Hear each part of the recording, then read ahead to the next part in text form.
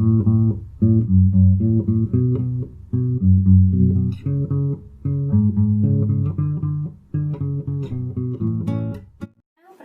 nama saya Feminia Rifana Armnadia dengan NIM 2019-210021. Di sini saya akan mempresentasikan mengenai pemasaran. Pemasaran ialah di mana suatu kegiatan perusahaan akan mempromosikan lalu menjual produk tersebut di khalayak umum. Nah, caranya bagaimana sih? Nah, caranya ialah perusahaan akan menugaskan tim sales atau marketing yang di sana tujuan mereka sebagai ujung tombak perusahaan untuk memberikan informasi lalu menjual produk yang telah mereka buat. Tujuannya ialah untuk meningkatkan popularitas produk tersebut, lalu produk tersebut bisa dijual oleh khalayak umum yang lainnya. Suatu perusahaan akan bisa memasarkan produk tersebut jika mereka bisa melewati 4 proses ini. Yang pertama ialah memahami pasar itu sendiri. Yang kedua, desain nilai pelanggan hingga pemasaran. Yang ketiga ialah memberikan strategi pemasaran itu seperti apa. Contohnya jika kita ingin membuat produk mengenai kue. Nah, bagaimana sih kue itu bisa memikat para pelanggan? Caranya ialah kue tersebut harus bisa memiliki rasa dan bentuk yang unik. Yang keempat ialah menjalin hubungan yang baik dengan pelanggan supaya produk tersebut itu bisa memiliki nilai unggul kepada pelanggan itu seperti apa. Keempat ialah komunikasi. Komunikasi ini sangat penting karena bisa menimbulkan interaksi antara penjual dengan pelanggan, sehingga pelanggan bisa memberikan masukan baik buruknya produk kita, sehingga pemasukan tersebut bisa kita koreksi di kemudian harinya. Assalamualaikum warahmatullahi wabarakatuh. Perkenalkan, nama saya Anastasia Ayuki Kosiki dengan NIM 2019-210025. Di sini saya akan melanjutkan presentasi dari rekan saya, yaitu tentang memahami pasar dan kebutuhan serta keinginan pelanggan. Sebagai langkah pertama, pemasar harus memahami kebutuhan dan keinginan pelanggan, serta pasar tempat mereka akan beroperasi. Pada aspek ini diperlukan untuk membentukkan penawaran produk apakah tepat dan memberikan nilai kepada pasar. Di dalamnya terdapat 5 konsep. Yang pertama yaitu kebutuhan, keinginan, dan permintaan. Kebutuhan manusia adalah suatu keadaan di mana manusia merasa kekurangan, yakni mencakup kebutuhan fisik seperti makanan, pakaian, kehangatan, dan keamanan. Kebutuhan sosial seperti rasa memiliki dan kasih sayang. Kemudian kebutuhan individu seperti pengetahuan dan ekspresi diri. Kemudian keinginan. Keinginan adalah kebutuhan manusia yang terbentuk oleh budaya dan kepribadian seseorang. Kemudian permintaan adalah keinginan yang didukung dengan adanya daya beli. Jadi saat didukung dengan adanya daya beli, keinginan akan menjadi permintaan. Yang kedua yaitu penawaran pasar. Penawaran pasar adalah beberapa kombinasi produk, layanan, informasi, atau pengalaman yang ditawarkan ke pasar untuk memenuhi kebutuhan atau suatu keinginan. Banyak penjual membuat kesalahan dengan memperhatikan produk spesifik mereka daripada menawarkan keuntungan atau pengalaman yang dihasilkan dari suatu produk. Hal ini dapat disebut dengan miopia pemasaran. Yang ketiga yaitu nilai dan kepuasan pelanggan. Pelanggan membentuk ekspektasi tentang nilai dan kepuasan yang akan diberikan dan dibeli oleh berbagai penawaran pasar, dan membeli lagi dan memberitahu kepada orang lain tentang pengalaman baik mereka. Pemasar harus berhati-hati akan menetapkan keharapan yang tepat. Jika pemasar terlalu memberikan ekspektasi yang rendah, maka mereka akan memuaskan pembeli mereka, tapi tidak dapat menarik perhatian pembeli lainnya. Kemudian jika mereka menetapkan ekspektasi yang terlalu tinggi, pembeli akan merasa kecewa. Yang keempat yaitu pertukaran hubungan. Pertukaran adalah tindakan mendapatkan objek yang diinginkan dari seseorang dengan menawarkan suatu untuk menjadi imbalan. Yang kelima yaitu pasar. Pasar adalah sekumpulan pembeli aktual dan potensial dari suatu produk atau layanan. Para pembeli berbagi kebutuhan atau keinginan tertentu yang dapat dipenuhi melalui hubungan pertukaran. Pemasaran berarti mengelola pasar untuk menghasilkan hubungan pelanggan yang menguntungkan. Sekian dari saya, terima kasih. Terima kasih atas kesempatannya. Perkenalkan, nama saya Muhammad Zalal Usman dengan NIM 2019 210068. Saya dari kelompok 1. Nah, di sini saya akan menjelaskan tentang merancang strategi dan rencana pemasaran yang didorong oleh nilai pelanggan.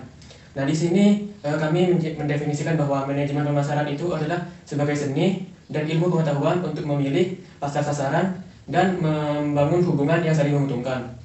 Nah, tujuan dari manajemen pemasaran itu sendiri adalah untuk menjaga, menciptakan, sekaligus menyampaikan dan mengkomunikasikan nilai pelanggan yang tinggi. Ada 2 strategi pemasaran yang harus kalian ketahui, yaitu yang pertama, memilih pelanggan untuk dilayani.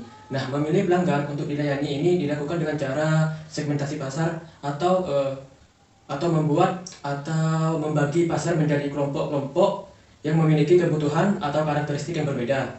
Seperti contoh segmentasi pasar pada motor metik yang ditujukan atau yang ditargetkan untuk masyarakat yang kalangan ke bawah atau pelajar dan mahasiswa. Nah, yang nomor 2 itu adalah memilih proposisi nilai. Ini dilakukan dengan cara perusahaan harus merancang atau membuat strategi proposisi nilai dengan kuat atau dengan yang paling baik yang dapat memberikan mereka keuntungan yang lebih besar pada atau dalam pasar sasaran.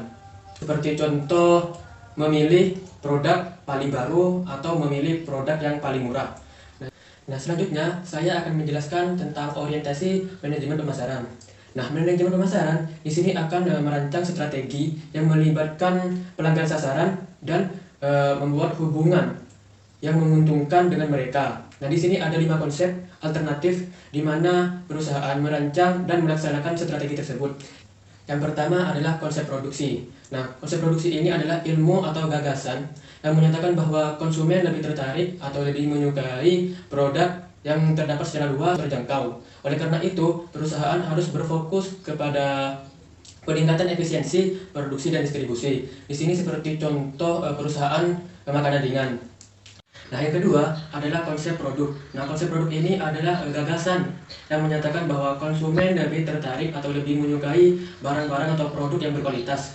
Oleh karena itu, perusahaan harus lebih mengembangkan produk-produknya supaya lebih berkualitas lagi dan banyak konsumen yang akan membelinya. Seperti contoh perusahaan Kawasaki Ninja. Terus yang ketiga adalah konsep penjualan. Nah, konsep penjualan ini adalah ilmu atau gagasan bahwa konsumen tidak akan membeli produk pada perusahaan kecuali perusahaan itu melakukan penjualan dengan skala besar atau mempromosikannya. Seperti contoh perusahaan HP. Nah, yang keempat adalah konsep pemasaran. Nah, konsep pemasaran ini adalah gagasan yang menyatakan bahwa untuk mencapai tujuan, perusahaan itu harus mengetahui keinginan dan kebutuhan pelanggan atau pasar sasaran dan memberikan kepuasan kepada pelanggan lebih baik dari pesaing yang lainnya. Terus yang kelima adalah konsep pemasaran sosial. Konsep pemasaran sosial ini adalah gagasan bahwa keputusan pemasaran sebuah perusahaan harus mempertimbangkan keinginan dan kebutuhan pelanggan atau konsumen dan kebutuhan perusahaan. Nah, dan yang terakhir adalah menyiapkan rencana dan program pemasaran terpadu. Nah, di sini pemasar akan mengembangkan program pemasaran terpadu yang akan benar-benar memberikan nilai yang dimaksudkan untuk menargetkan pelanggan. Nah, dan perangkat pemasaran yang akan digunakan perusahaan untuk mengimplementasikan strateginya itu adalah alat kombinasi pemasaran yang dimana dikelompokkan menjadi 4 kelompok. Yang pertama produk, kedua harga, ketiga tempat, dan keempat adalah promosi. Nah, untuk memenuhi proposisi nilai, perusahaan harus menciptakan penawaran pasar yang memuaskan kebutuhan. Nah, kemudian harus memutuskan berapa harga yang akan dikeluarkan untuk penawaran. dan bagaimana itu akan menjadi target penawaran konsumen. Nah, dan yang terakhir adalah harus melibatkan konsumen sasaran atau pelanggan sasaran untuk mengkomunikasikan tentang penawaran sekaligus memberitahukan dan membujuk konsumen tentang manfaat penawaran tersebut. Nah, perusahaan harus mencampur semua alat kombinasi pemasaran ke dalam program pemasaran terpadu yang komprehensif, berkomunikasi, dan memberikan nilai yang dimaksudkan kepada pelanggan yang dipilih. Nah, sekian presentasi dari saya. Mohon maaf apabila ada salah kata yang kurang berkenan di hati Anda. Wassalamualaikum warahmatullahi wabarakatuh. Assalamualaikum warahmatullahi wabarakatuh. Perkenalkan, nama saya Dimas Prasetyo dengan NIM 2019-210105. Di sini saya akan menjelaskan tentang manajemen hubungan pelanggan. Dalam arti luas, manajemen hubungan pelanggan adalah keseluruhan proses membangun dan memelihara hubungan pelanggan yang menguntungkan dengan menghantarkan nilai dan kepuasan pelanggan yang unggul. Proses ini berhubungan dengan semua aspek untuk meraih, mempertahankan, dan menumbuhkan pelanggan. Tujuan manajemen hubungan pelanggan adalah menghasilkan ekuitas pelanggan yang tinggi. Kunci membangun hubungan yang langgeng adalah menciptakan nilai kepuasan pelanggan yang unggul. Jenis pelanggan yang berbeda memerlukan strategi manajemen hubungan yang pelanggan yang berbeda pula. Strategi menciptakan nilai bagi pelanggan. Membangun hubungan nilai dan kepuasan pelanggan. Nilai atau value. Evaluasi konsumen tentang perbedaan antara keuntungan total dan biaya total. Evaluasi pelanggan tentang perbedaan antara semua keuntungan dan biaya tawaran pasar dibandingkan dengan penawaran pesaing. Contohnya, nilai anggapan pelanggan tentang pemilik mobil Tesla yang paling jelas adalah efisiensi bahan bakar. Mengendarai Tesla membuat pelanggan lebih jauh bertanggung jawab terhadap lingkungannya. Kepuasan pelanggan, sebuah tingkatan di mana kinerja anggapan produk sesuai dengan ekspektasi pembeli. Jika kinerja produk tidak memenuhi ekspektasi, pelanggan akan kecewa. Jika kinerja produk sesuai dengan ekspektasi, pelanggan akan puas. Jika kinerja melebihi ekspektasi, pelanggan akan sangat puas. Semakin tinggi kepuasan pelanggan, semakin tinggi pula kesetiaan pelanggan yang nantinya akan menghasilkan kinerja perusahaan yang lebih baik dalam membangun hubungan pelanggan. Pemasar yang baik menyadari bahwa mereka tidak sempat berjalan sendiri. Di dunia ini, alih-alih memberikan setiap departemen bekerja sendiri-sendiri, perusahaan menghubungkan sebuah departemen untuk menciptakan nilai pelanggan. Menangkap nilai pelanggan sebagai imbalan karena telah menciptakan nilai bagi pelanggan sasaran. Perusahaan menangkap nilai dari pelanggan dalam bentuk laba ekuitas pelanggan. Nilai seumur hidup pelanggan. Nilai aliran pembeli yang akan dihasilkan pembeli sepanjang umurnya menjadi pelanggan. Menumbuhkan pangsa pelanggan. Selain menangkap nilai seumur hidup pelanggan, manajemen hubungan pelanggan yang bagus dapat membantu pemasaran meningkatkan pangsa perusahaan. Dapatkan dari pembeli pelanggan terhadap kategori produknya. Maka bank ingin meningkatkan pangsa dompet, restoran ingin mendapatkan pangsa perut. Membangun ekuitas pelanggan. Ekuitas pelanggan adalah gabungan nilai seumur hidup pelanggan dari semua pelanggan baru dan pelanggan potensial. Tujuan akhir manajemen hubungan pelanggan ini adalah menghasilkan ekuitas pelanggan yang tinggi. Semakin setia pelanggan yang menguntungkan perusahaan, semakin tinggi pula ekuitas pelanggan perusahaan. Sekian dari saya, selanjutnya akan dijelaskan oleh rekan saya. Terima kasih. Warahmatullahi wabarakatuh. Terima kasih atas kesempatannya. Nama saya Muhammad Kirul Afif dengan NIM 2019-210108. Di sini saya akan menjelaskan tentang landscape pemasaran yang berubah. Menurut Yogi Berra, setiap masa depan akan berbeda. Jadi, setiap pasar akan ikut berubah dan juga yang melayaninya akan ikut berubah. Di sini ada 5 faktor yang mempengaruhi perubahan landscape dan juga strategi pemasaran. Yang pertama yaitu era digital, yang kedua yaitu lingkungan ekonomi yang berubah, yang ketiga yaitu pertumbuhan pemasaran nirlaba, yang keempat yaitu globalisasi yang cepat, dan yang terakhir adalah pemasaran berkelanjutan. Di sini di era digital ada meliputi 3, yaitu pemasaran online, pemasaran media sosial, dan juga pemasaran seluler. pada pemasaran online ini semua orang sudah masuk ke IoT, Internet of Things. Jadi dari cara kita berkomunikasi, berbagi informasi dan berbelanja itu akan ikut berubah. Contohnya pada pemasaran online ini pada tahap dasar yaitu pemasar akan membuat website untuk menyediakan platform khusus supaya bisa menarik konsumen. Contohnya website Sony PlayStation adalah sebuah website yang disediakan untuk penggemar game.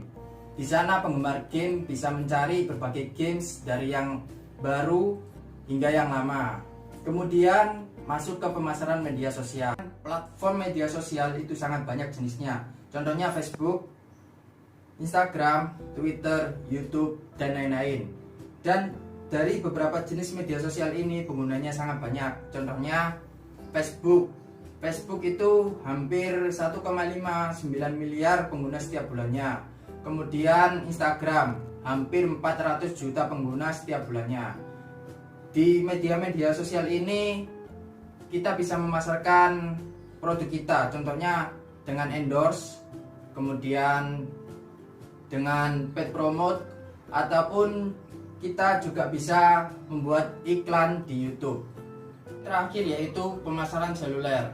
Dengan adanya seluler ini mempermudahkan lagi untuk menjangkau konsumen. Karena dengan adanya seluler bisa dibawa kemana-mana dan juga praktis, sehingga pemasar bisa menggunakan pemasaran seluler ini untuk merangsang pembelian, membuat lebih banyak pembeli, dan juga memperkaya pengalaman merek. Yang kedua yaitu lingkungan ekonomi yang berubah. Pada saat pandemik seperti ini, lingkungan ekonomi berubah dan juga banyak konsumen melakukan penghematan biaya untuk menjaga keuangan mereka. Dengan adanya perubahan lingkungan seperti ini, mengharuskan sebuah perusahaan melakukan inovasi untuk melakukan pemasarannya. Contoh, perusahaan pizza. Perusahaan pizza melakukan strategi pemasaran yang baru dengan cara turun ke jalan atau menjemput bola dan memberikan harga yang terjangkau. Atau yang sebelumnya menjualkan atau memasarkan produknya melalui offline, sekarang masuk ke pemasaran online. Yaitu pertumbuhan pemasaran nirlaba. Pada masa lalu, pemasaran digunakan hanya untuk menghasilkan sebuah laba. Tetapi pada saat ini, pada akhir-akhir ini, pemasaran juga telah digunakan pada bagian utama strategi berbagai organisasi nirlaba seperti kampus, rumah sakit, museum, kebun binatang, bahkan rumah ibadah. Kemudian faktor yang keempat ini yaitu globalisasi yang sangat cepat. Dalam proses globalisasi yang sangat cepat ini mengharuskan pemasar terhubung langsung secara global dengan pelanggan dan mitra pemasarannya, serta tersentuh oleh kompetisi global.